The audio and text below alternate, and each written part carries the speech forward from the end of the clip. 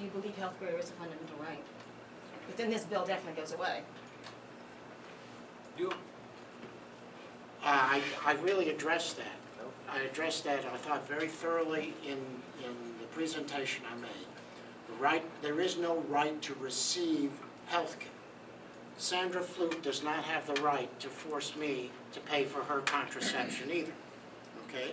So, medical care is a service that is provided by a trained provider to a willing recipient for an agreed-upon exchange of goods and services. I phrased my question incorrectly. I meant the freedom to manage your own health care, not... Well, what's the definition of a government again? Life, Yeah. liberty, and property. So we got to get back and not get to these nuances of, well, we'll go a little bit here, a little bit there, a little bit here. We're not going to cure the beast. The beast is, show me health care in the Constitution. I think... No, I'm done. I'm just going to say the same thing. What I was just going to say is, you know who speaks to this, of course, directly, is Ludwig von Mises. Oh, yes. And what he said was that, let me see, I've got to make sure I said it.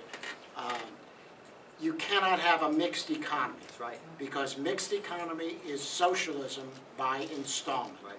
And that's what we have had. We have had socialism by installment for 100+ years. That's why we are in where we are now. And what Greg is saying is putting Band-Aids over this enormously broken system is not the answer. The answer is we the people must stand up and make our state legislatures, or even us ourselves, because we now have 10th Amendment rights, we need to stand up and say, forget about it. You are not allowed to do this, big old federal government. You can't do it, so stop it. And that's the thing about, you know, I quote all the founders, but I mean, we're talking about Dean Kramer, 2004, Stanford Law School, says the Supreme Court's not supreme, it's the individual. The question is, how do we get that power? Because they're going to come after me. But that's the idea of the state legislators, to be in interposition between that behemoth. Let's think about income tax again. Who's the first person to make income tax in America? Abe Lincoln. Who's the first to make it progressive? Abe Lincoln. Who had the income tax bill actually pass under his presidency? A guy named Teddy Roosevelt. Who actually got the 13th Amendment through? McKinley.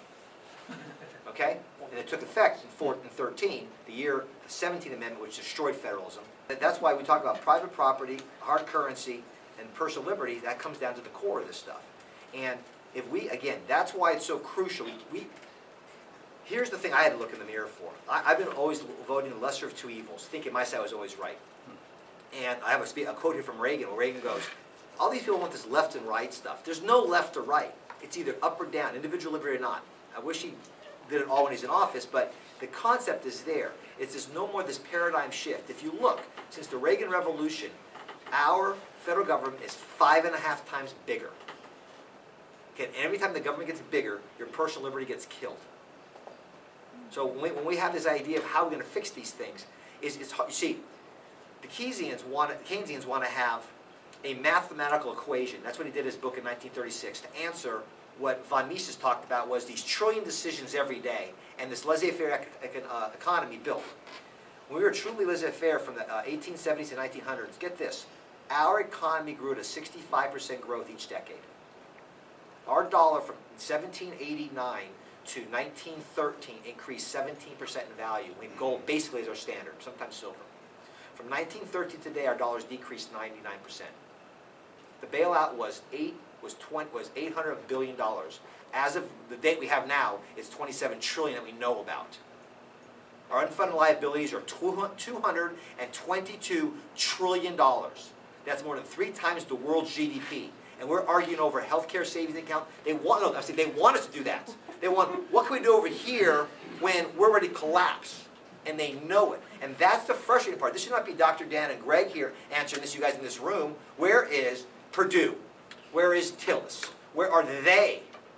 You know, where are they as so-called leaders saying what we're going to do, and they take an oath to uphold the Constitution? That's where I'm at right now.